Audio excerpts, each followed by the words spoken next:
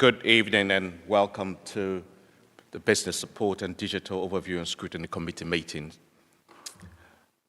Apologies for absence. Are there any apologies for absence? Councillor Kemp.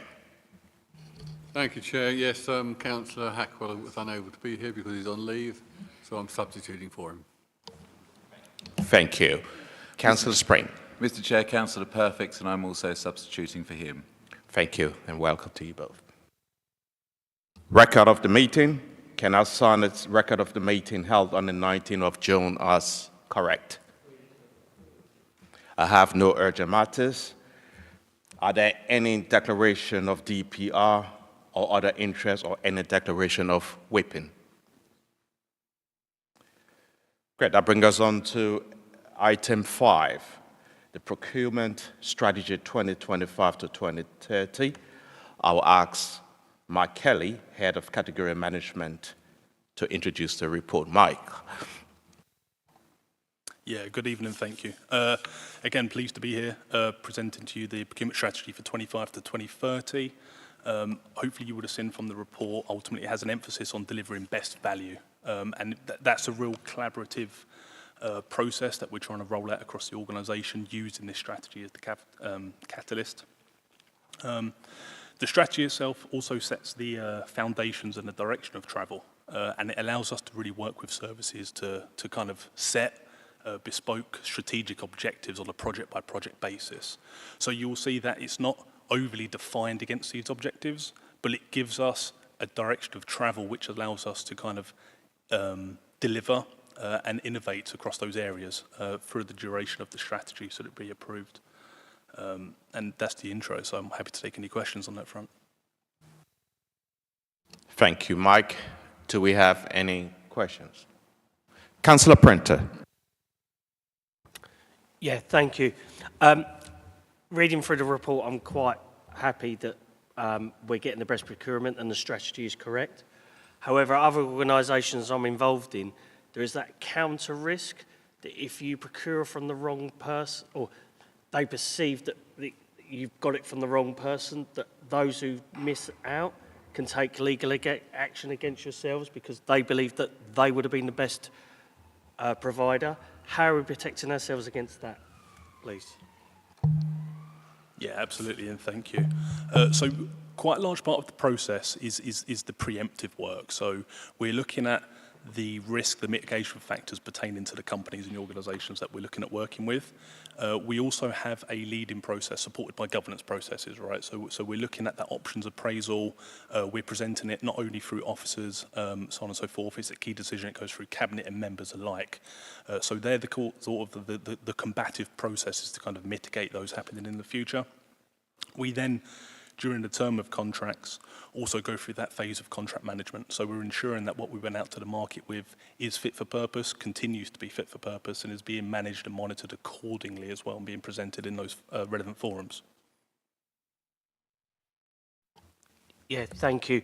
So really, have we had any action against us for procuring against the wrong or perceived wrong provider at all? Has that ever happened? No, not in my time here. Thank you. Councillor Spring. Thank you. Under page 19, recommendation 1.2, what mechanisms will be in place to ensure annual reporting on procurement deliverables is transparent and accessible to both members and the public? So that would be this forum. So, and only this forum, or will there be any further reports going out in the interim? Let me just refer, you said page 19, 1.2, right?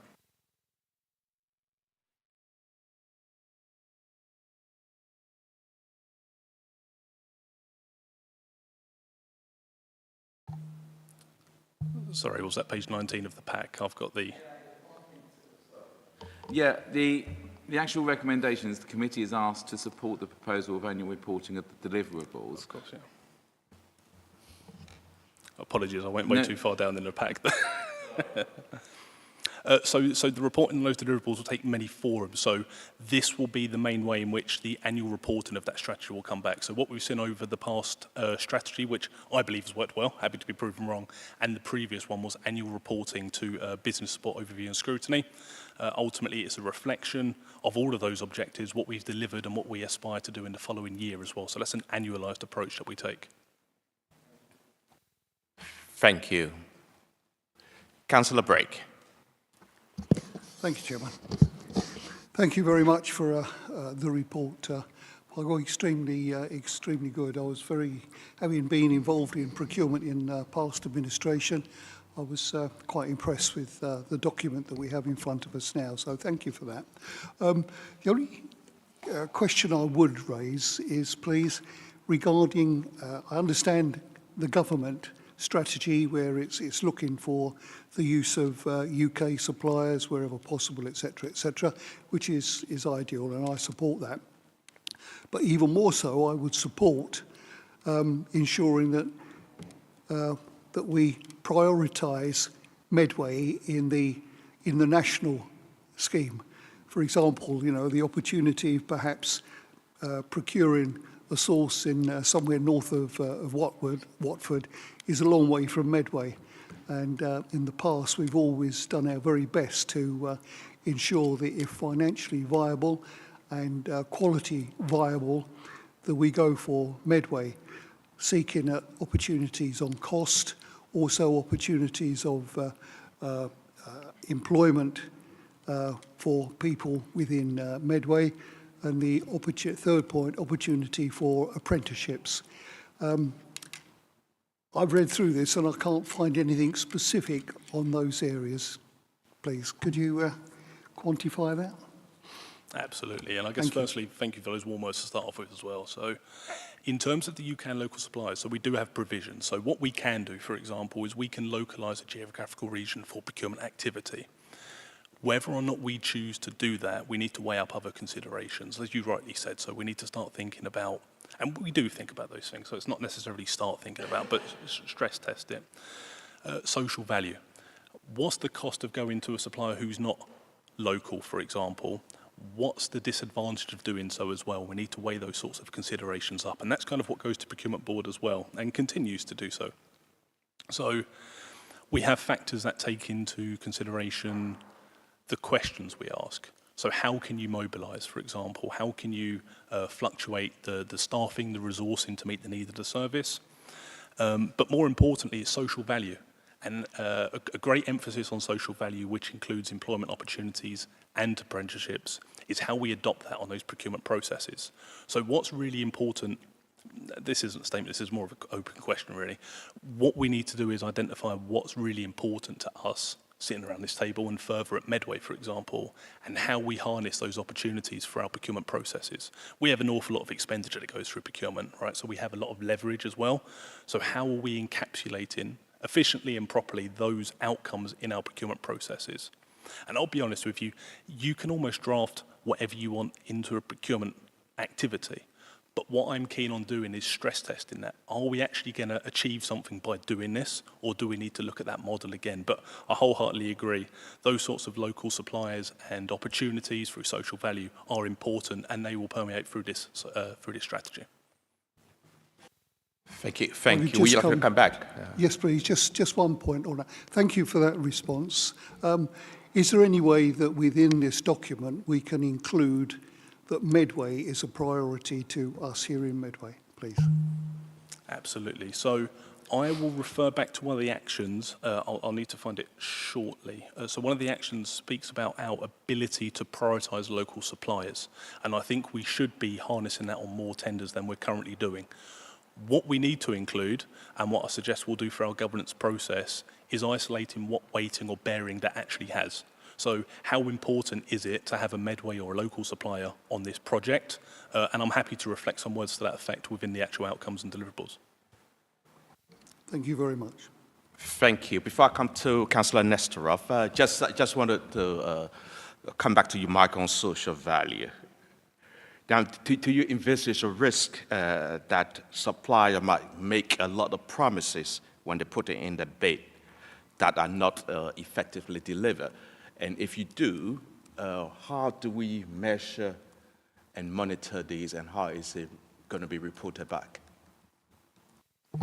Absolutely, and thanks for that. So when it comes to social value, whilst we adopt and approach it in every procurement, we also need to be vigilant in terms of how we're stress testing that. And what I mean by that is we have this, it's kind of our promises versus deliverables. What's actually achievable during this contract? Within our response and within Appendix 3, you'll see our social value policy. When we go out to the market, there's an additional slide to it.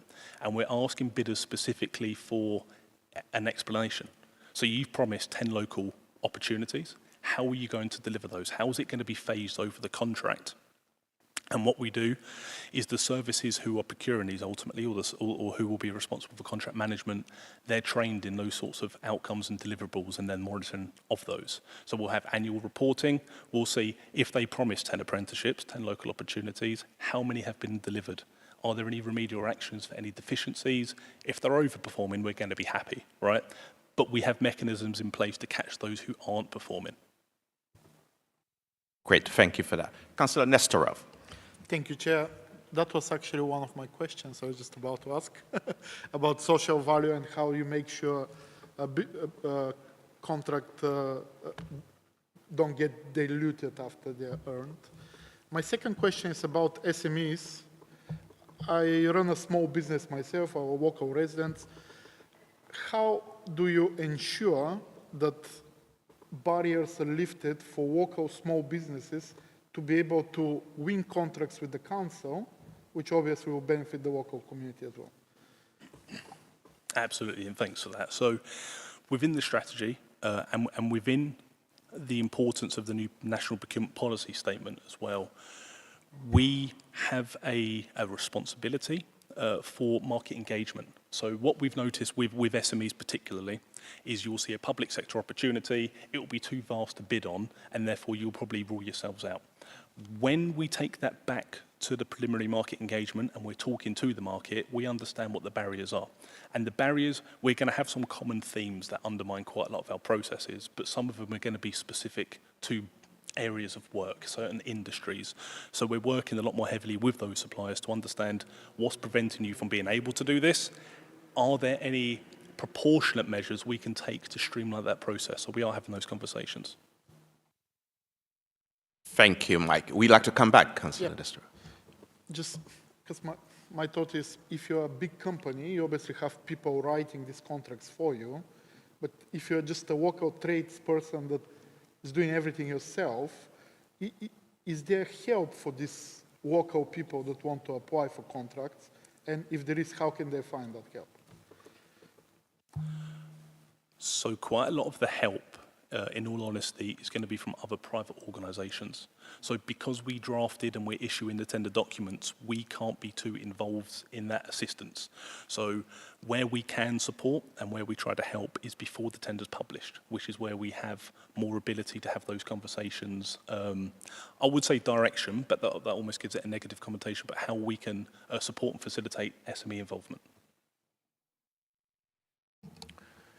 Thank you, Mike. Councillor Hamilton. Thank you, Chair. So I've got a couple of questions. So I think it's great that we have our social value policy. However, I'm a little concerned that without us being very conscious about it, we might be reinforcing many structural biases that we already have here in Medway. So for instance, we're looking at local direct employees, FTE. There's a sense that that is quite gender blind in terms of how it's written. And I'm wondering how we're going to ensure that our social value policy is not reinforcing current structural biases that are becoming more entrenched in society. That's my first question. Nice, easy one to start. And then I also have a broader question about what checks we've got in place to ensure that sustainability and ethical standards are in place across the supply chains that we're engaging in. And the third one, Paul, also speaks to you. How does digital tendering improve our transparency and reduce bureaucracy? Thank you, Councillor Hamilton. Mike, would you like to respond? Absolutely, and thanks for those. So the first one regarding social value. Those measures that we're looking at in Appendix 3 are from the social value portal who delivered to Tom's. A wider piece of work we're looking at doing within the organisation is localising those within services. So we could find specific areas where, if appropriate, for example, we could be more specific in terms of what that looks like and what we want those deliverables to be. Obviously, I can't sit here and promise anything on that front, but that's what we're looking at within the directorates in terms of what that looks like for relevant services and in turn projects as well. In terms of the sustainability and the ethical supply chains, when we approach the market, we adopt what's called the Procurement Selection Questionnaire, which is a national document ultimately outlining our requirements in terms of what does a good supplier look like, what do they need to be able to deliver, achieve, what policies and processes do they have to have in place before we can work with them. I'm happy to share a copy of that afterwards because I believe that covers that. Again, if we feel there's any specific nuances that may be relevant to us as an organisation, I'm happy to have that conversation because maybe that's something that we could include as we go through. But again, the PSQ, the Procurement Selection Questionnaire, will be the preamble to that. As for sustainability, the procurement activity needs to be looked at outcome-based. So what we're looking at is what do we want to achieve? Is what we're asking going to effectively achieve that, and how are we going to monitor and manage that once it's actually been awarded as well. So that's kind of that sustainability element that goes into it. Quite a lot of our pricing mechanisms are based on the whole life costing. Well, they're all based on whole life costing ultimately. So what's the trajectory of it? Are there any risk or mitigating factors that we need to be aware of up front? And it's kind of that contractual element becomes that collaborative area. So both parties are working together rather than it being an adversarial relationship. And lastly, in terms of the digital tendering and the transparency. So what we've seen with the introduction of the new procurement regs is the central digital platform. And what this platform is, it's effectively a single signposting shop for all national procurement activities. So we have to use it. It's a prerequisite of public sector procurement activity. We're soon to novate over to a new procurement system coming October as well, which also supports that. So the foundation of any procurement system is transparency and ethical treatment amongst suppliers as well, which I think is encapsulated within those. Thank you, Mike. We'd like to come back, Councillor Hamilton. I guess I'm quite interested in terms of how you are, how the sustainability element, what engagement are you having in terms of the broader discussion around our climate emergency responses here as a council? Are we going in the right direction? Are we finding some areas where we got a little bit of conflict here? Are we smoothing out the bumps? Absolutely. I don't think the response to that is a one-size-fits-all across the organisation, if you want the truth. So our emphasis when we look at climate and sustainability comes back down to social value. Within the strategy itself, we talk about the carbon reduction plans. So this is what larger organisations have to provide on larger contracts. What we want to see and what we want to achieve is that sort of delivered on the lower contracts. So if we say net zero should be delivered by X year, how are our providers actually delivering and achieving that, and how can we work with them as well? And I think that's the whole collaborative concept as well. So instead of saying to a supplier, are you going to be net zero by this year? It's more so, how can we work with you to achieve that we're both working towards the same outcomes as well? Because it affects and it impacts and it benefits both parties at the end of the day. Thank you, Mike. Any other member? Then I'll come back, Mike. I just want to touch on 9.2. We talk about the financial implication or financial commitment. And I didn't quite understand what that sentence meant. Hence, I'm going to pose a question that might probably help me understand what you mean by financial commitment will be made after the adoption of this strategy.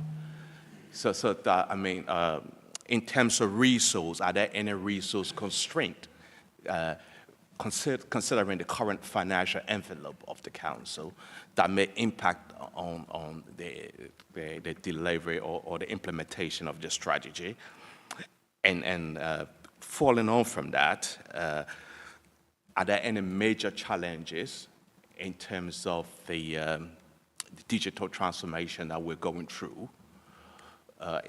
Or do you envisage any opportunity in the current transformation? And how do you perceive that impacting on the strategy long term? Absolutely, yeah, thanks. It would help if I turned it on, wouldn't it? Sorry. So thanks for that. So in terms of 9.2, sorry, what that's trying to say is the procurement strategy has no financial implications. So the procurement strategy, once adopted, will support the financial budgets set across the organisation. So this has no bearing on those. If there's no money to be spent, if there's no approval against any schemes, we won't proceed. So it's just to say there's no impact associated to this. In terms of challenges regarding digital transformation, I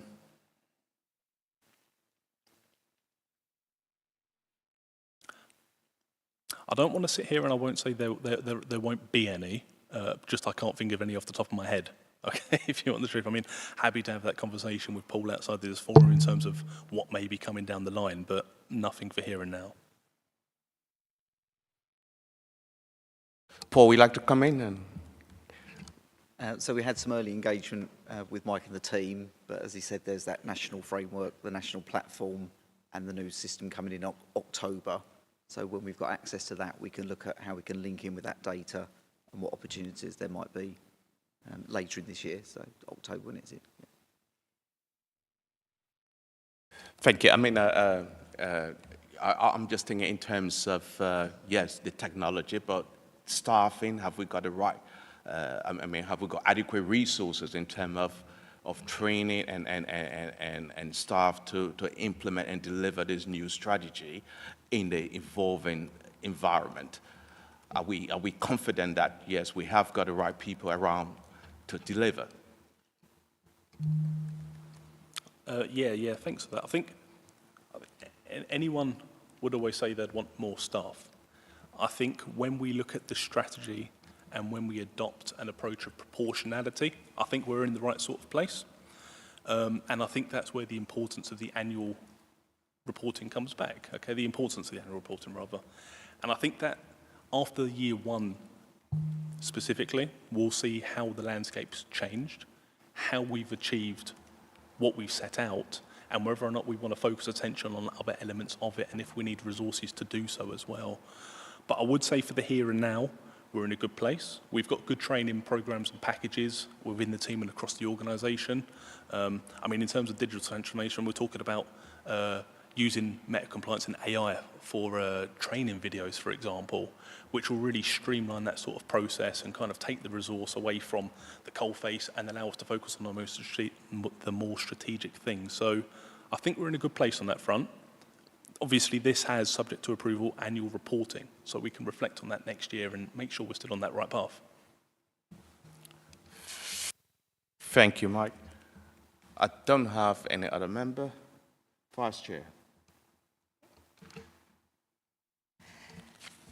I move recommendations 1.1 and 1.2 at page 19. 1.1, the committee is asked to note the 2025-2030 procurement strategy and provide comments to Cabinet. 1.2, the committee is asked to support the proposal of annual reporting of the deliverables. Is that seconded? Councillor Prenter. Is that agreed? That brings us on to agenda item 6, Medway 2.0 update. I'll ask Paul Boyd, Chief Information Officer, to introduce the report. Paul. Thank you, Chair. So the report gives members an update on the Medway 2.0 delivery plan, covering a vast array of projects, and I hope you can see the significant progress that's been made. Really pleased to point out that some of the successes that have come out aren't technology-led, so a lot of it's been around the service design, the joining up of services, and there's some great examples at 5.8, how we've been able to support residents there and then in times of need by having the right staff with the right information in the right place. So it's nice, it's not all about technology, and I spent a lot of time saying Medway 2.0 is not a computer system, so pleased to say that. Having said that, some of the redesign work, pleased to say that the team were recognised winning the European Business Transformation Awards 2025 earlier this year, and that was around the redesign of the nuisance vehicle process that's come to this committee in the past. That's now been replicated, and we're rolling that across 70 different processes, customer-facing processes now as we speak. There have been AI advancements. It wouldn't be right if I didn't mention AI. And there's some exciting developments with the search on the council website. It's something we've been wanting to improve for a long time. And Agent X is a new product from our partner that we've been dealing with, and we're involved in a really early pilot with them to implement that, all being well, this calendar year, to vastly transform the search on the council website. Again, too many examples to run through in detail, but at the end, I think it's worth mentioning the foundation to everything we do related to technology, especially with AI, is the data. And it's essential that we get our data right, hence the investment into the data platform, and that work's now started to get that all in place. But happy to take any questions on any part of the report. Thank you, Paul. Any member? Councillor Spring. Thank you. Paul, first of all, thank you. It's quite clear that progress is being made in Medway 2.0. And I, as you know, I'm just substituting, so don't actually attend this ONS frequently. And I do think it was an interesting read. But there's three things that sprung to mind when I read this report, which I just want to ask you. They're essentially from pages 51 to 54. But the first one is, and you've just touched on it actually, is regards to the artificial intelligence and data ethics. So what safeguards are in place to ensure that AI tools like Magic Notes and the JADU agent, which is on paragraph 6.24 downwards, don't inadvertently introduce a bias or a compromise to data privacy? I don't know if you want to answer that first. I've got three questions there, Chair. Is that okay? Thank you. Yeah, that's okay. Okay. Paul, would you like to respond? Really important, and getting our data right has been key to all of this, which is why we haven't immediately released AI when it first became available to us. Getting our data right, the governance, the biases within it, making sure we know what data is being used. We're using our data, I think, is the first thing to say. So any new developments we've made, especially there's reference to some AI agents to answer staff questions. We had the option within the tool, and it's just one toggle switch within the platform. Do you want to use just specific data sources, or do you want to go out to the worldwide internet to get the answers? We've turned that off. So any responses given are coming from Medway Council data. So that mitigates the risk of AI hallucinations, of pulling data from anywhere, or just making it up, which is a concern with AI. So it's getting better all the time, but it is locked down to our information and our data. That's excellent. That's, in fact, very reassuring. It must have been. And then I want to go and talk about data exclusion. So with the increase in digitalisation of services, how's the council ensuring that residents without digital access or skills are not left behind? And if possible, can you try to avoid just saying they'll have access in libraries, because that's not always accessible to residents? So a big theme of this within here covers the Integrated Hubs project. So the view behind that is the technology, the data and the intelligence can be presented to council officers when they need it, whether that's over the phone, the new British Sign Language service that we've launched. We're not saying that can deal with a lot of the sort of low-level inquiries we get, which frees up staff time to deal with those more complex inquiries, whether it be on the phone or in person. So the efficiencies we're gaining of being able to redeploy staff to deal with those more complex needs, and we provide assistive services across all of the digital offerings that we have. No, that's fine. And then you already referred to the integrated hubs, but now I want to look at the timelines. This is dealt with in page 51, 52. What's the timeline for the implementation of these integrated hubs, and how will the success be measured in terms of service delivery and the cost savings, again, which you've just referred? So the integrated hubs as a concept has already started. So the examples that we've used at Kingsley House, as we do the service design, as there's opportunities, we can implement those straight away, which we've done. The integrated hubs as a building concept will take a bit longer because we need to find the most suitable sites. The opportunities for saving comes from the rationalisation of buildings. So depending on where we locate, we'd want that to be in a council-owned building. Therefore, we can reduce our lease payments and rent payments to anything we don't own. So it goes hand in hand with the building rationalisation piece that we're doing. Yeah. Sorry, Councillor Spring, can you use your microphone? Sorry, I was just saying that's the 6.40 response pretty much, is that it's all about the corporate landlord summary from September 25. So, yeah, thank you. Thank you. Councillor MacDonald. Thank you, Chair. It's only a quick one, Paul, because you mentioned Kingsley. I'm not sure it's not an accessible hub there, is it? You're looking at it probably, but it's not accessible at this time because the doors are locked and no one goes into it. So it's not accessible for the public, is it? From when? So, Paul, do you want to use the microphone, please? Paul, I think you need to go in there maybe and see, because people are all waiting outside giving information, no one goes into the door unless the security lets them in. So it's not an accessible hub for all like it used to be. Yeah, so the front door is open for walk-in appointments, but the access is controlled. Absolutely. So you can't, if somebody walked in and wanted to come in, they would be let in. But you're right, the doors aren't wide open for everyone to come in. There is security and access controls in place, but we would like it to be fully open in a much more welcoming environment. Yeah. Just for clarity, Chair, and just clarity, but I totally get it because I know when it used to be open, I know the staff do a great job in there, and unfortunately they get a lot of harassment and a lot of issues with people walking in. But I just wanted to make it clear, the door is locked. People coming in and asking for any item, counsel, or any help or support are sent to a library. They do not get support and are not allowed in that premises. So you need to check that one out.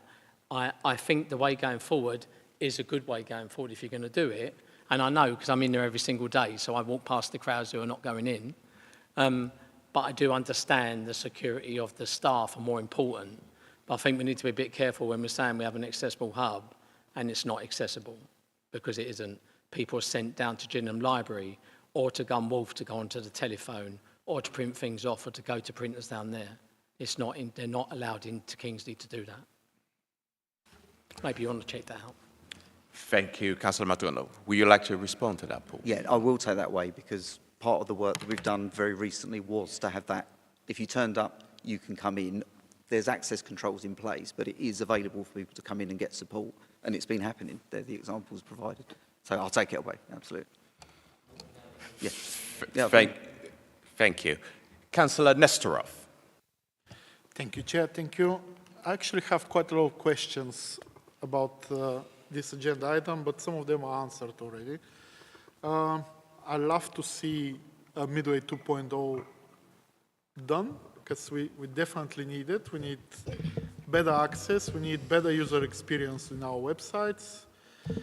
My question is, it's a very, very ambitious project. Does the council have the right capacity and right skills within the council to deliver this project without undermining frontline services? That's my first question. Thank you, Councillor Nestorov. Paul, would you like to respond? Yeah, I think the short answer is yes, but the longer answer is we've done a lot of work within the teams. As part of the Medpay review, we restructured our ICT department, and making this early commitment to the Jardu system and Microsoft platform, we're focused on there, because I probably get 10 emails a day about different platforms. We discussed some a minute ago. So we've said we're going to focus on these. We've got the skill set in-house, so most of these solutions are built in-house with our in-house teams. That's been a result of the ease of development nowadays with low code, no code development, as well as AI assisting with coding as well. Where we do need additional resource, either expertise or capacity, we've got access to that within the team and within our partners. So it can be delivered, yeah. Thank you. Are you content with that, Councillor Nestorov? You'd like to come back? Yeah. Yeah, as well with the servers, for example, they would need updating because obviously there's going to be a lot new data coming. The council servers. So is there a budget for that as well? Yeah. And my final question, we're going to have a local government reorganization soon. How is this project going to continue forward when Medway is no longer and it's part of a larger unitary authority? Yeah, great question. So the servers we're upgrading within the data centre to the latest platforms, and we're also a hybrid council, so we also take advantage of the cloud servers, the Microsoft Azure servers as well. With regard to local government reorganisation, we're very much engaged with the Microsoft Partnership Network. So not only are we working with our local partners, we're also working with all local authorities up and down the country, and that's led to some developments that we've made we can share, and developments others have made we're using. So there's quite a good network. Microsoft is in pretty much all of the local authorities as the base system, so selecting that has been a key decision for us. Thank you. Councillor Hamilton. Thank you, Chair. So, Paul, I'm just going to focus in on 7.25 and 7.26, the automation of the HCPs. So I've got a few concerns around that, given that this is a very intimate area of a child's life and their future prospects. And AI, you know, it's driven by algorithms. It can be quite dehumanizing. It may create the needs of the children may not, because they're quite complex in many circumstances, it may not be able to pick up the nuances of that. So I guess my question is around the risk management and how are we going to ensure that empathy remains a core component when we're looking at the HCP automation? Thank you, Councillor Hamilton. Paul, would you like to respond? Yeah, it's interesting. This particular project, members might recall, has been on the cards for quite a long time. It's still on the cards because we're being so careful with that data protection impact assessment for all of those reasons, to make sure the data's right, it's secure, look at those biases. And then we've made it very clear. So we haven't started the pilot yet. So when we start the pilot with the SEND team, it's always been said it's very much about using the AI to support with the production of an EHCP. It will not be producing the EHCP. So the AI is very good at taking information, collating it, but it will be a professional that reviews that and make sure that the empathy comes through and all of those softer things that the AI isn't so good at. But as far as supporting the staff with the bits that it is good at, I think that's where we'll get some benefits that will support the teams. So I guess my question is, what would that look like? Yeah, so the process would look like, as far as I've seen some of the demos, is that the team receive lots of reports from professionals, schools, parents, the child even.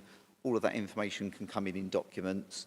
The AI can pull out the information from the separate documents, populate the EHCP form, but what's really important is each of the bits that it pulls out from the various, there might be 10 documents that come in, it will assemble a summary report in the right criteria based on what's on each of those forms, but the important thing is it will always reference back to the original document. So the practitioner reviewing that will be able to say, where's that come from? and we'll be able to review back. So it's completely transparent. It will have an expert going through it, but it will just do some of that admin work to, I suppose it prepares it for them, doesn't do it for them. Thank you, Paul. Are you content with that, Councillor Hamilton? Yeah. Any other member? Councillor Jones. Yeah, thank you, Chair. I was just going to develop the questions that Councillor Nesterov was asking in terms of local government reform and what have you.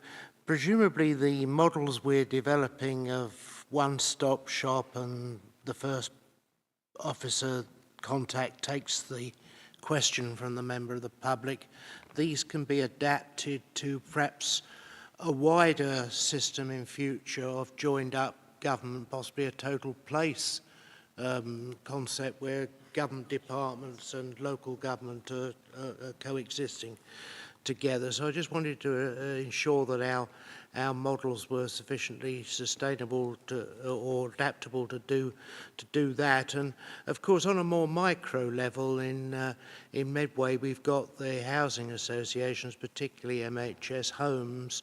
If you walk round the ward that I represent, you'll find that a considerable amount of, as you will know, Paul, through the chair, you'll find a considerable amount of the property and housing and green spaces is in fact belonging to the housing association, so Medway Housing Society. So presumably we're geared up to make the appropriate contacts there and to address a member of the public who came in with a query that was confusing who might be responsible for it. Thank you. Thank you, Councillor Jones. Would you like to respond, Paul? So key to all of that is the data. So within Medway Council, the project at the end of the project's at around 8:14 is about getting our council data together in one place, because we hold lots of data in different systems. So that data platform is about bringing our own data together in one place.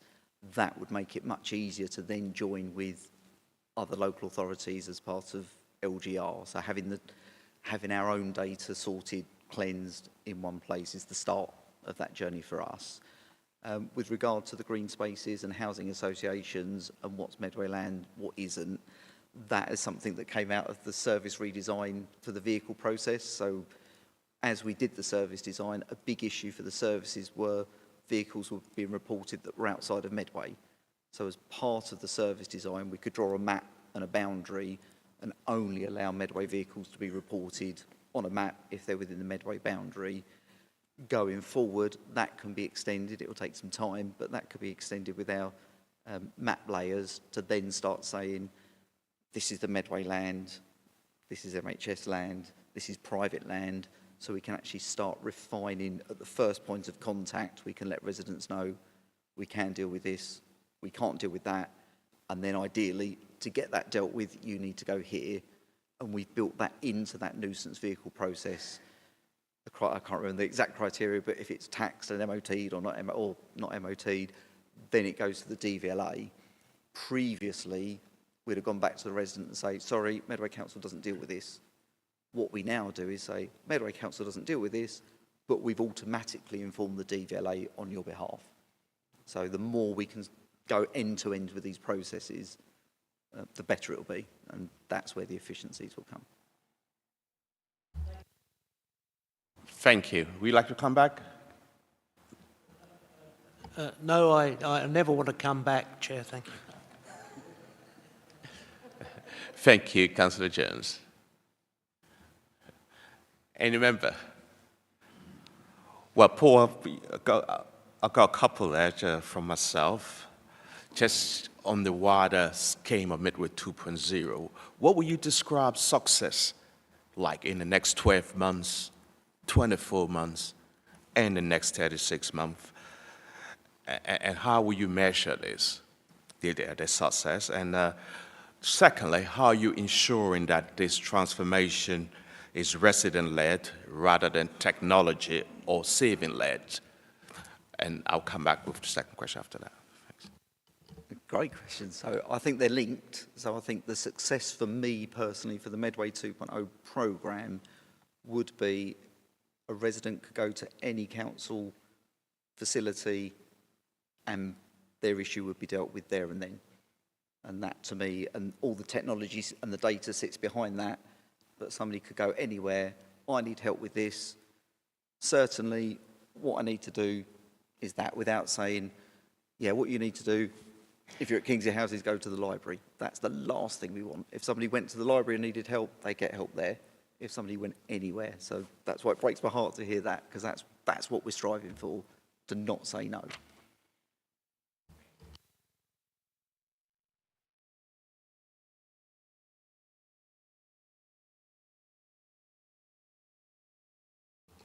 Thank you. What are the projected timeline for key deliveries? So the key ones is the service redesign for our customer-facing processes. That was the priority right at the beginning. We're coming to the end of that phase now. So all of our customer-facing reported processes are all within one system now. The evolution of that is to improve those, join them up, incorporate things like Fix My Street so it goes into one place. And we're coming towards the end of that phase. The next phase that's starting now is the data. It's about getting our data sorted. We've been through the procurement. We've now appointed our partner. The initial strategic goals have been set, and we're starting to work through that process about joining our data sets up. So that would be the next 9 to 12 months to establish that project. So within the next 9 to 12 months, are you saying the project will be completed? So that will start the process of joining our data up. Medway 2.0 would never be completed. We will always be improving. And it was interesting, we did our first member user testing group was a service redesign session where we took a service, looked at it, found all the bottlenecks, found all the bit where it wasn't so good. We redesigned it. I know that in 12 months' time we could put the redesign process on the wall and then we'll be able to say, actually now we can do this, this and this. So it will always evolve, and I think that's the challenge, is to never stop. Thank you. Any member? Vice Chair. Okay. I move the recommendations at page 45. 1.1, the committee is asked to note the progress of the Medway 2.0 delivery plan. 1.2, members are invited to comment on the currently prioritised work streams. Is that supported? Councillor Nestorov, is that agreed?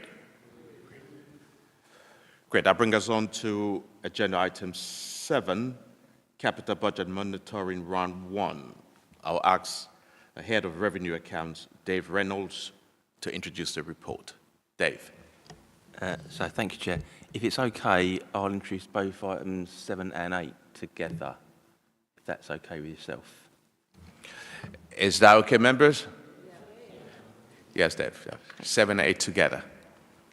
Yeah, okay. So these reports were presented to Cabinet on the 11th of February, and they summarise the budget monitoring positions that have been considered by directorate management teams based on returns submitted by budget managers for the first round of budget monitoring. So for agenda item 7, which is the capital budget monitoring, there is no reported variance on the capital programme for the area within the remit of this committee. And then for agenda item 8, which is the revenue budget monitoring, there's a reported overspend across the council of £10.9 million. And within that overall overspend, the areas that within the remit of this committee are an underspend of £357,000. The committee should also note that Cabinet instructed the corporate management team to implement urgent action to bring expenditure back within budget. Happy to take questions along with Phil, no doubt. Thank you, Dave. And a member, Councillor Spring. Sorry, thank you, Dave, for that. And I fear that you've put two agenda items together because I had a couple of questions on each of them. So the first one is in relation to agenda item 7, table 1, round 1, particularly on page 72. I note that the report says there's a projected underspend of £846,000. Can you clarify whether this is due to efficiency or is it in delays in project delivery? And then I have a small supplement on that one. The data centre refurbishment, the report says what is happening and what has happened. My question is it being future-proofed and how is it being future-proofed? And then within the text at the bottom of table 5, it says the remaining budget is 138,000, and yet written in the text below it says 135,000. I just want to make sure we're accounting all the pounds correctly. That's on agenda number 7, so I'll let you answer those first. Thank you, Councillor Spring. Dave, would you like to respond? Yeah, so in terms of the overall underspend on the council's kind of capital kind of programme, obviously the areas that are reporting underspend are outside of the remit of this committee, but from memory, they are schemes where they have been underspent, and actually those capital budgets will be amended for the next time of reporting. So they won't be appearing as kind of variances when we report at the next point. No, that's fine, if that's right. Can I be obliged with agenda 8 as well then, sir? On page 76, and you've already mentioned the projected overspend of 10.948 million, what specific actions are being taken to avoid triggering a section 114 notice? And then also on page 76, the adult social care pressures, given the persistent overspend, what structural changes are being considered to bring this under control? And finally, with regards to the reserves, how much of the council's general reserves are currently uncommitted, and what's the threshold at which the financial resilience becomes a concern for us? That's on page 80. Thank you, Councillor Spring. Dave, would you like to respond? Yeah, so did you have some questions that were unanswered on the item 7 still? Sorry, yes, it was in regards to the data centre refurbishment. Do you want to take that one first? Yeah, sorry. So obviously the report's telling us what's currently happening and has happened within that. I'm just curious as to whether or not it's being future-proofed and what that future-proofing is. And then there was that slight discrepancy of £3,000, which is in the table and then written beneath for £138,000, £135,000.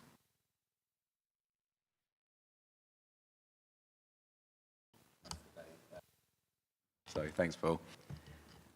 So the data centre refurbishment work referred to in this report is coming to the final phase. We had a multi-year programme of investment into the data centre. It's got it on a really strong footing, and what we've been able to do, the technology gets smaller and smaller all the time.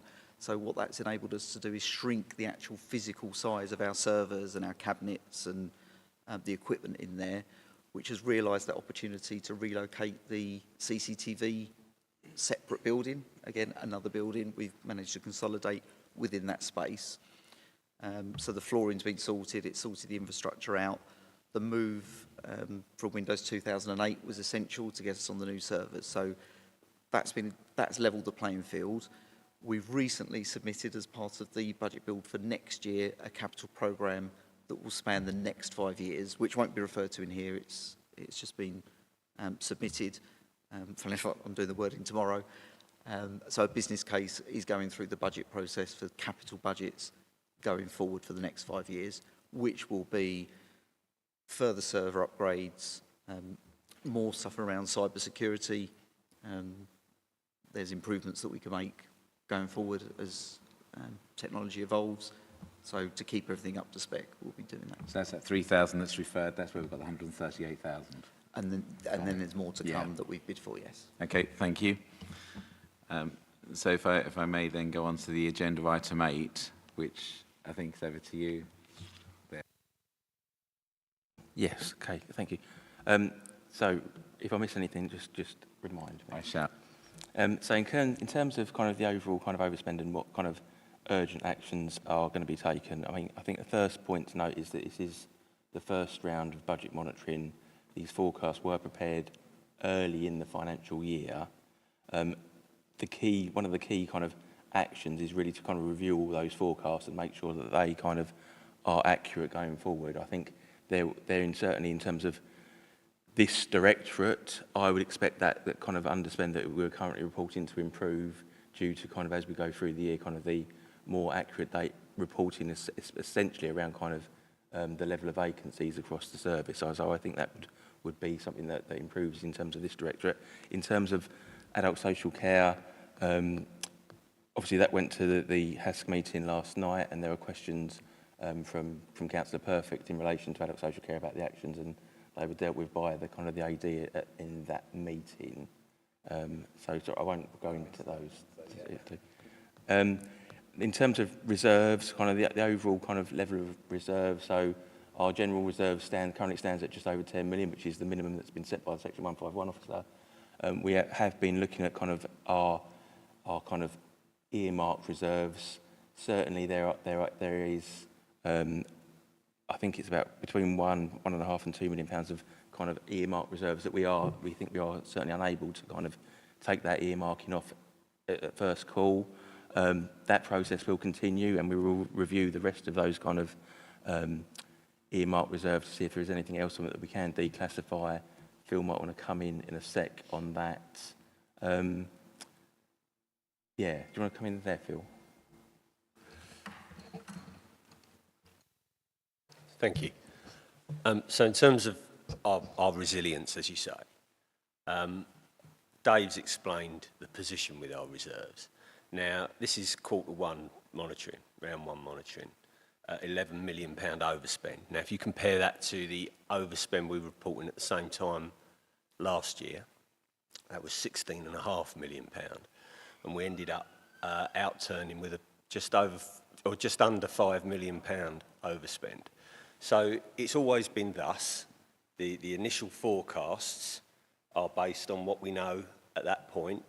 No management action agreed or taken to address those pressures at this point. That's what happens during the remainder of the year. And we typically, it's not always the case, but we typically see those forecasts come down as we get to the end of the financial year. Now, if we are in the position where you're aware that we're subject to exceptional financial support at the moment. We had the situation last year where we overspent by 5 million even though we had exceptional financial support, and we increased our ask. I would prefer not to be in that position this time round. But your question was specifically about at what point do I push the Section 114 button. Now, we're not in that position yet. So even, I would expect that £11 million overspend to reduce as the year progresses, as the directorates take management action to address it. But even if we do overspend against the budget that we set, as Dave said, there's, I can't remember off the top of my head, £30 million of earmarked reserves. I would turn to those. Now, that doesn't point to financial resilience. Those earmarked reserves are there for a reason, but I would be looking at that before getting anywhere near pressing a Section 114 button. Okay, so, and do forgive me because say I'm new to this committee, but with the reserves as well, is there any potential cause or nature that you may need to go down a further borrowing route to get additional funds in, which of course impacts on the taxpayer's purse as well? Yeah, would you like to respond, Phil? Yeah. Thank you. So as I said, that's exactly the position we were in 24-25. So we requested exceptional financial support, 14.7 million. The overspend was such that by the time we got to the end of the financial year, I needed to increase that to nearly 20 million. that has been approved. In fact, I got a letter today from the Minister to confirm that our exceptional financial support, which had been in principle, has now been confirmed at that level. That's the overspend that or the exceptional financial support ask that was reflected in our statement of accounts, which we published at the end of June. So we could do that again at the end of this year. That's not to say it will be agreed, but I don't want to be in that place. So as a management team, we're looking at management action to address that £11 million overspend that's reported in this first round of monitoring. And I would prefer to be in a position where if there is still a residual overspend at the end of the year, that I'm looking at our reserves to balance that, not our general reserves, looking at the earmark reserves to balance that rather than requesting more borrowing. Okay. That'd be my preference. Thank you, Phil, Dave, and Paul for your responses, and Chair for indulging me and everyone else. Thank you. Thank you, Councillor Spring. Any member? Just one or two for myself, Dave. In terms of prudence, financial prudence, how is the Council currently managing inflationary pressures and supply chain risk in the capital program, capital delivery we have? And from your perspective, what could go wrong and what measure will you take if that happens? Really, what contingency plans are in place? Yeah, Phil. So in terms of the capital programme, they're managed on a project-by-project basis. And if the original cost estimates that were built into the capital programme now become unaffordable because of inflationary pressures above that we expected, those managers, the regen team, whoever it is that's managing the project, the first thing they'd do is look to value engineer the project and see if there's any way they can make savings against that. If they can't, then there's a review of whether the scheme progresses or we change the spec of the scheme. There's all sorts of measures that you would do before you get to the point of saying, actually, there's nothing else we can do. If we want to carry on with this scheme, then we need to build more funding in. At that point, it would go through Cabinet, come back to Council for an addition to the capital programme. So they're the steps that you'd go through. But when we're putting schemes in the capital programme in the first place, we would try to make as realistic assumptions around the cost of the construction materials and labour and what have you at the start of that process. Regular monitoring to make sure, try to get cost certainty through the procurement process.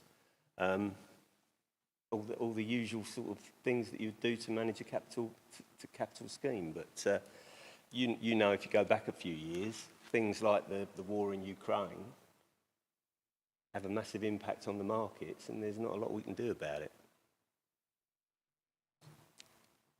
Thank you, Phil. I mean, in the current climate, do we have any scheme that is at risk currently?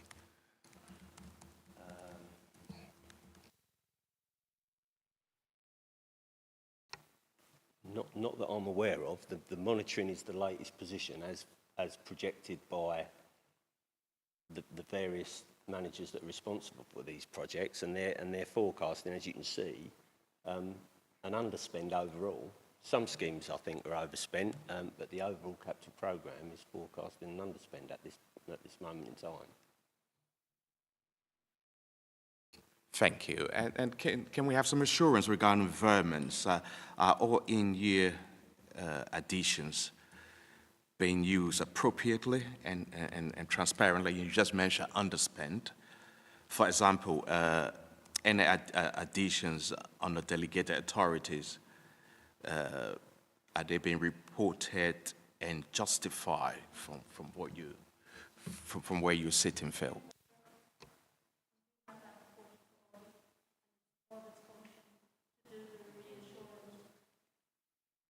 Sorry, just as a point of order.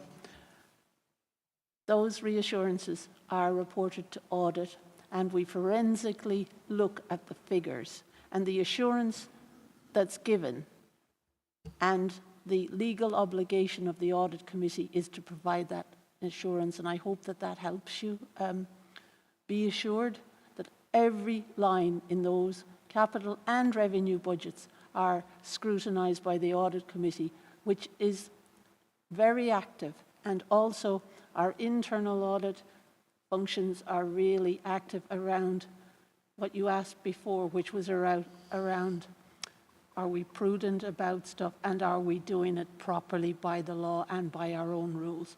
And those things are covered in audit. I hope that gives you some reassurance, Chair. Thank you, Councillor Brown. This is a overview and scrutiny committee, and Phil, will you please respond? Yeah, Thank of course. you. So even where environments between capital schemes are undertaken under delegations, and you all know that the delegated limits that we operate under, directors have quite significant delegated limits, but we still report them as part of the capital monitoring, so that's in the public domain, that those decisions have been made to redeploy funds from one scheme to another. Yeah, that's right. Thank you. Do we have any member? Vice Chair. Okay, so I'll do both of them. I move the recommendation at page 71, 1.1. The committee is asked to note the results of the first round of capital budget monitoring for 2025-26. And I move the recommendation at page 75, 1.1. The committee notes the results of the first round of revenue budget monitoring for 2025-26. 1.2. The committee notes that Cabinet instructed the corporate management team to implement urgent actions to bring expenditure back within the budget agreed by full council. Thank you. Is that supported? Councillor MacDonald. Is that agreed? Agreed. Vice Chair. That brings us to, you did both, yeah. That brings us on to agenda item 9, work program. I was asked Steve Dickens, Democratic Services Officer, to introduce the report. Steve. Thank you, Chair. Just for members to note, the changes to the work programme are set out in 4.2. Happy to take any questions. Thank you, Steve. Any member? No. Vice Chair. Okay. I move the recommendations at not at page 217, hold on. I move the recommendations at page 83.